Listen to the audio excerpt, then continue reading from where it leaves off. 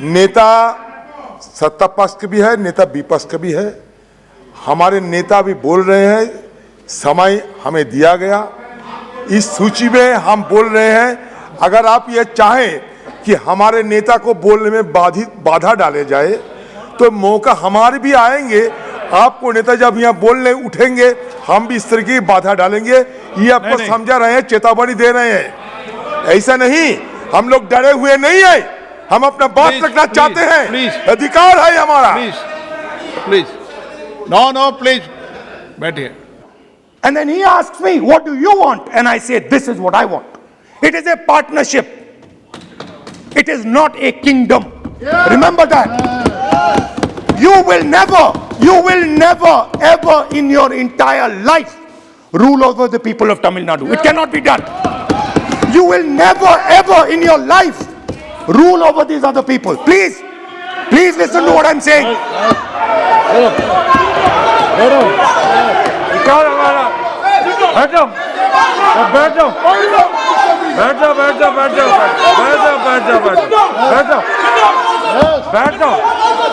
आपने पहले बैठाइए।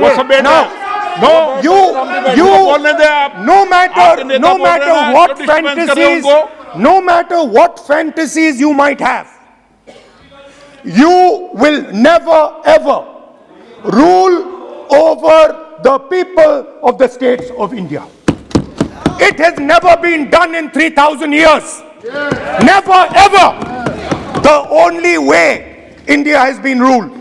And you can look at any empire you want. You can look at Ashoka the Great. You can look at the Mauryas, you can look at the Guptas, you can look at anyone you want. It has always been ruled by conversation and negotiation. Now, what is the problem? The problem is you people are confused. The problem is you people think that these languages, these cultures, these histories, you think that you can suppress them. You have no idea of history. You have no idea what you are dealing with.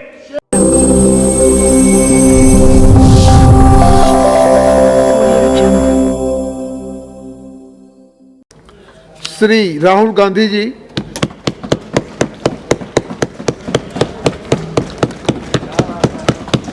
Thank you, Chairman Sir, for allowing me to speak on, Speaker Sir, for allowing me to speak on the presidential address.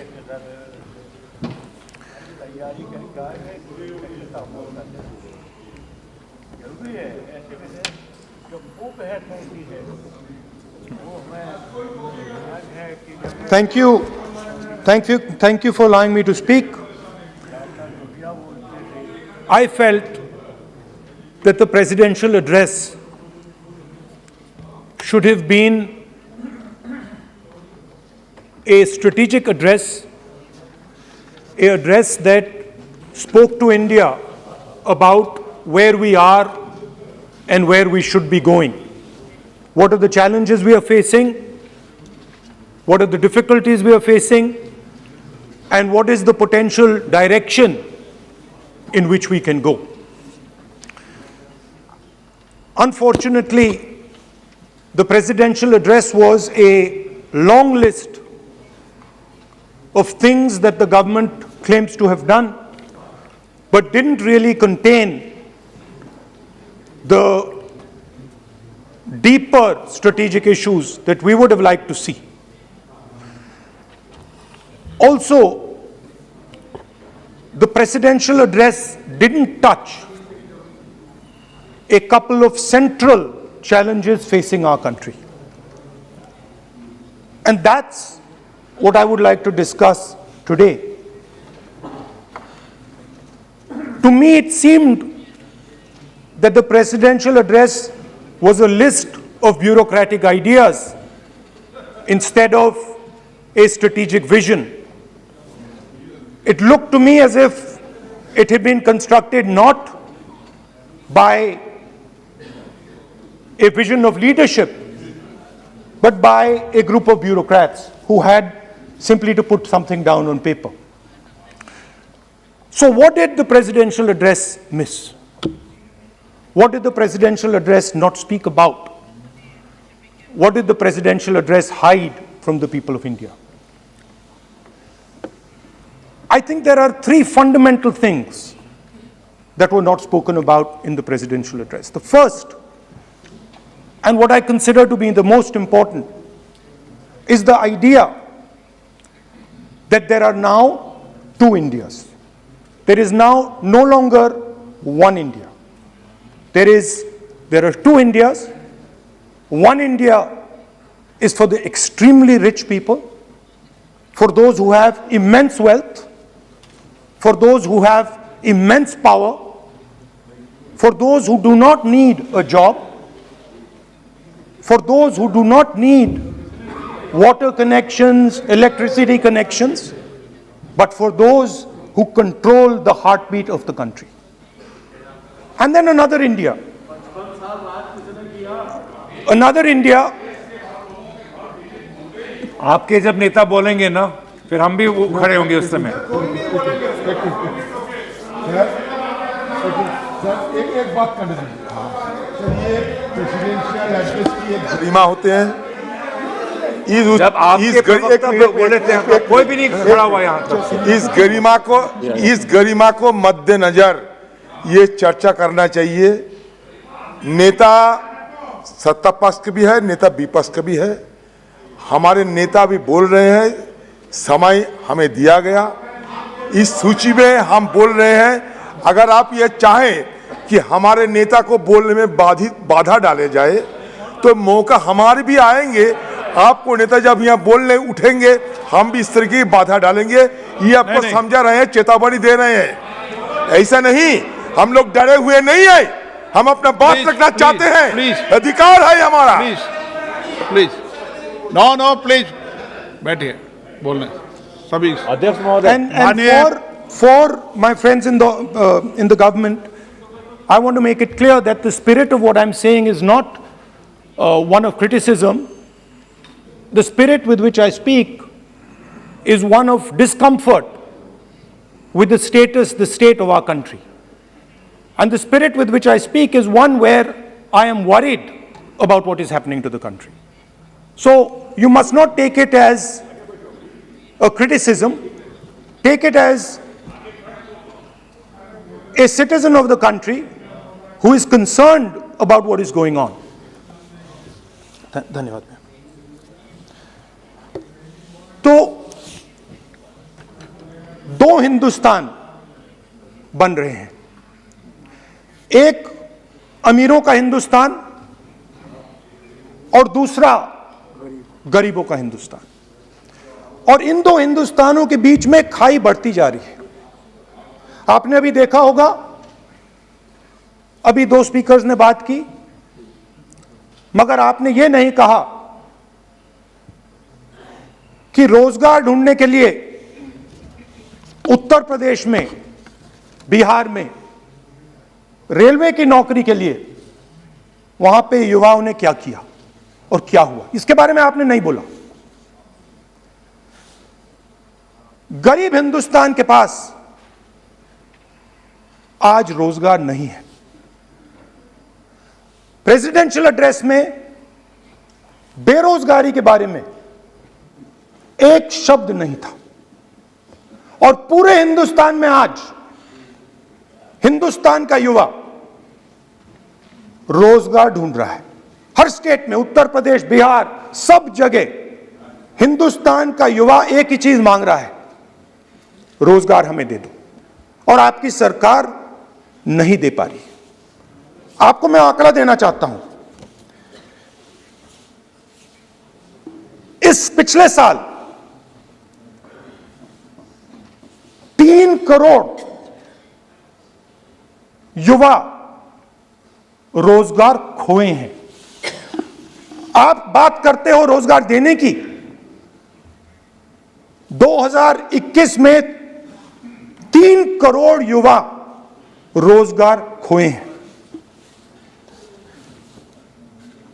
50 साल से सबसे ज्यादा बेरोजगारी आज हिंदुस्तान में है। आपने make in India की बात की, स्टार्टअप इंडिया की बात की, मगर जो रोजगार हमें हमारे युवाओं को मिलना चाहिए वो नहीं मिला, और जो था वो गायब हो गया। और ये सच्चाई है, और इस सच्चाई को आप भी पहचानते हो, क्योंकि आपने भी अपने भाषणों में रोजगार के बारे में कुछ नहीं कहा। कितना रोजगार पैदा किया गया है, किस प्रकार किया गया है, उसके बारे में आपने नहीं बोला, और आप बोल भी नहीं पाएंगे, क्योंकि अगर आप बोलेंगे तो हिंदुस्तान का युवा आपकी ओर देख के कहेगा कि ये मजाक कर रहे हैं। तो ये स्थिति पैदा कैसे हुई? ये दो हिंदुस्तान पैदा कैसे हुए?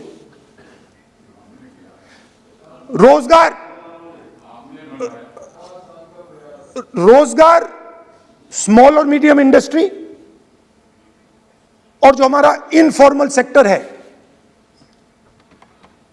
उधर बनता है। लाखों करोड़ रुपया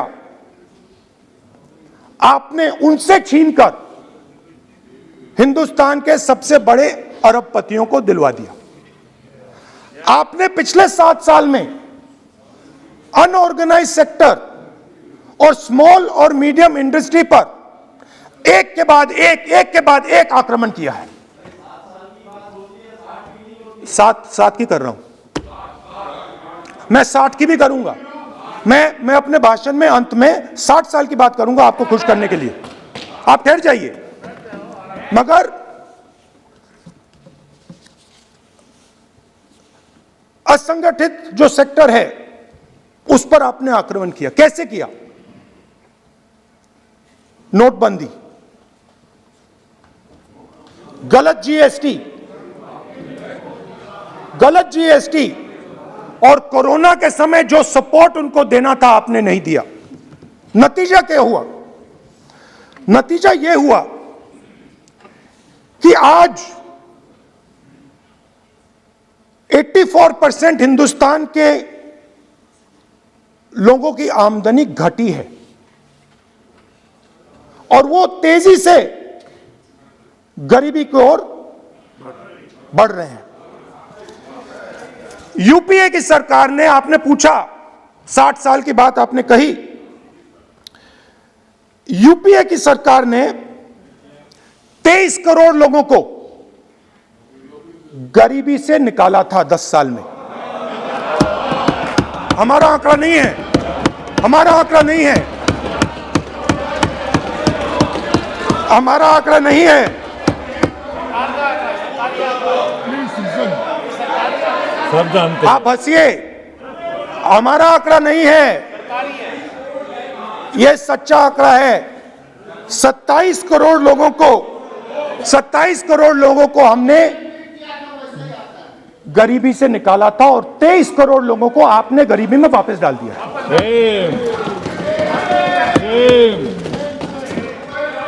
सेम।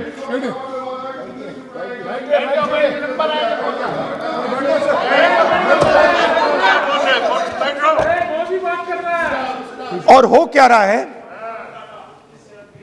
फॉर्मल सेक्टर में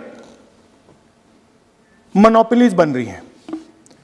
किसी भी आप सेक्टर में देखिए, और सबसे 2 मोनोपोलिस्ट के बारे में थोड़ा सा बोलूंगा। उसको वो कोरोना के समय अलग अलग वेरिएंट्स आते हैं ना, डेल्टा, ओमिक्रॉन, वो AA वेरिएंट है और वो पूरा का पूरा हिंदुस्तान की जो अर्थव्यवस्था है उसके अंदर फैल रहा है। आपने बात उठाई तो मैं उसके बारे में पहले बोल देता हूं। एक व्यक्ति को, नाम नहीं लूंगा, एक व्यक्ति को हिंदुस्तान के सब पोर्ट्स, ब्रांड का नाम अडानी ब्रांड है वो, ब्रांड, हिंदुस्तान के सब पोर्ट्स हिंदुस्तान के सब एयरपोर्ट,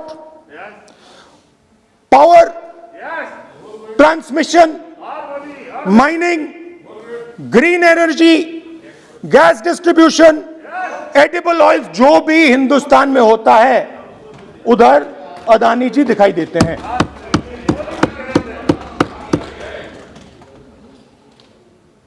और दूसरी side Ambani ji petrochemicals, telecom, retail, e commerce में मोनोपोलियां। तो पूरा का पूरा धन जो है चुने हुए लोगों के हाथ में जा रहा है। और आपने जो असंगठित सेक्टर को खत्म किया, देखिए अगर आप इनफॉर्मल सेक्टर को खत्म कर देते और मैन्युफैक्चरिंग जॉब्स आप क्रिएट कर देते तो फिर इतनी प्रॉब्लम नहीं आती, फिर दो हिंदुस्तान नहीं बनते। मगर आपने क्या किया? आपने असंगठित सेक्टर को खत्म कर दिया।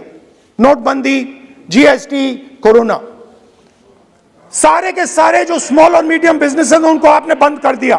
बोलने दीजिए, बोलने दीजिए। सारे के सारे जो स्मॉल एंड मीडियम इंडस्ट्री है आपने उसको खत्म कर दिया, नष्ट कर दिया।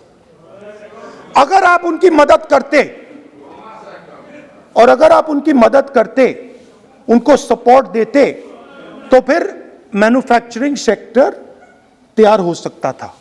मगर जो लोग आपका मैन्युफैक्चरिंग सेक्टर बना सकते थे उनको आपने खत्म कर दिया। तो आज हिंदुस्तान में आप made in India, made in India, made in India की बात करते रहते हो। मेड इन इंडिया हो ही नहीं सकता। आज बात खत्म हो गई है, क्योंकि मेड इन इंडिया वाले हैं कौन? मेड इन इंडिया वाले स्मॉल मीडियम वाले हैं, उनको आपने खत्म कर दिया। मेड इन इंडिया वाले कौन हैं? असंगठित लोग हैं, उनको आपने खत्म कर दिया, हटा दिया, परे कर दिया। मेड इन इंडिया नहीं होने वाला है।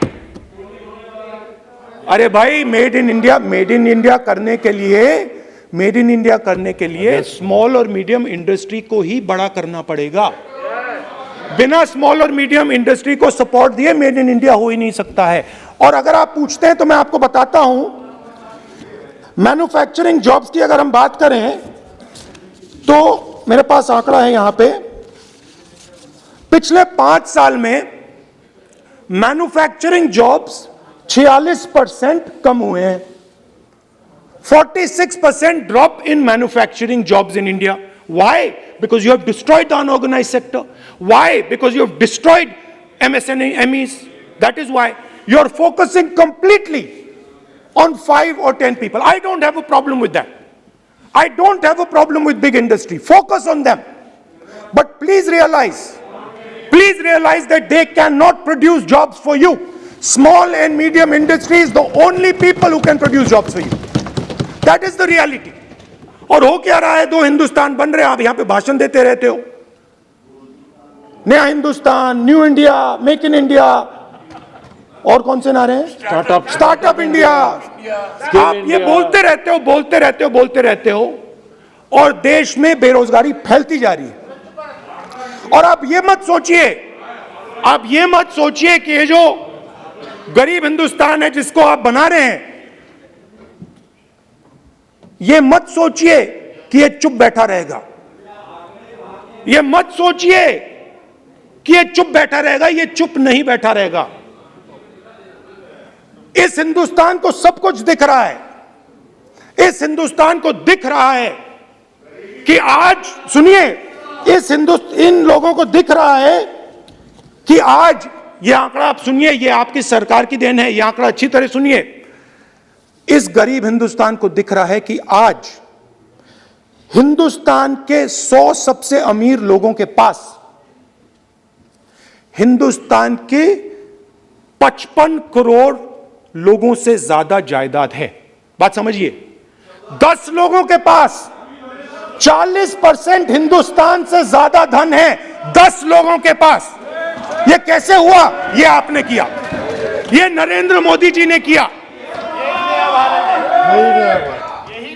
और तो मैं आपको एक सुझाव देता हूं, प्रधानमंत्री जी को आपको सुझाव देता हूं ये जो दो आप हिंदुस्तान आप बना रहे हैं, इन दो हिंदुस्तानों को जोड़ने का काम जल्दी से शुरू कीजिए। स्मॉल एंड मीडियम इंडस्ट्रीज की मदद करना शुरू कीजिए। जो हमारे बेरोजगार युवाएं हैं उनकी मदद कीजिए। और ये जो आप पूरा का पूरा धन इन्हीं 5-10 लोगों को दे रहे हो, क्योंकि ये आपकी मार्केटिंग करते हैं, आपको टीवी, व्हाट्सएप, फेसबुक पे लगाते हैं, ये काम आप बंद कीजिए, नहीं तो देश का नुकसान होगा। आपका नहीं, देश का नुकसान होगा। तो पहला मेरा सुझाव यह है, नंबर 2 और नंबर 3 भी है, अभी आएगा वो, और वो जो आपने 60 साल की बात कही थी वो नंबर 3 में आएगा। Now, I'd like to speak. There are आप तो now there are two competing visions of this country, which is frankly the main difference between us and them. If you read the Constitution of India, you will find, and many of my colleagues who have not read it should look at it, you will find that India is described as a union of states. India is not described as a nation, it is described as a union of states. What does that mean? That means my brother from Tamil Nadu has to have the same right as my brother from Maharashtra, as my sister from Maharashtra, as my brother from Uttar Pradesh, as my brother from Bihar, as my sister from Manipur, Nagaland, Mizoram. That's what it means. What it means, Jammu Kashmir, of course, Jammu Kashmir, Nagaland, of course, Andaman Nicobar, of course. That is Lakshadweep. Now what is the difference? You have to understand this. This is a serious matter. I would like to have your view on it. And I would like this Parliament House to start serious discussions instead of the type of discussions that we're having. That is why it is serious. It is serious, and I would like a serious response. Right? What I heard, frankly, what I heard in the first address today was not serious. What I heard Mr. Dwivedi say was not serious. It did not behoove this House. It was not at the standard that this House should be used to. It is not at the standard that India should watch. Now, let me come back to the discussion. Let me come back to the discussion, Speaker Sir. There are two visions.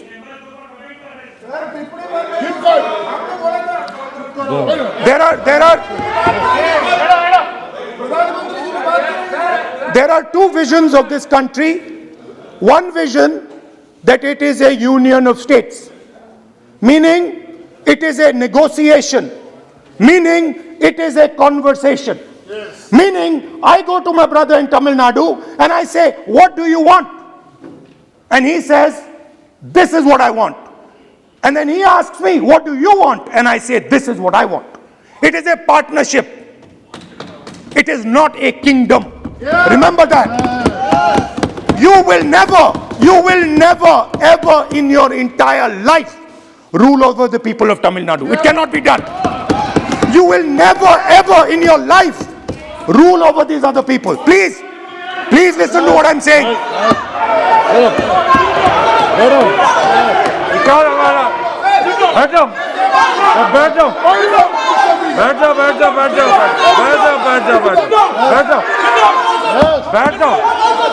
आपने पहले बैठाइए। वो सब बैठे हैं।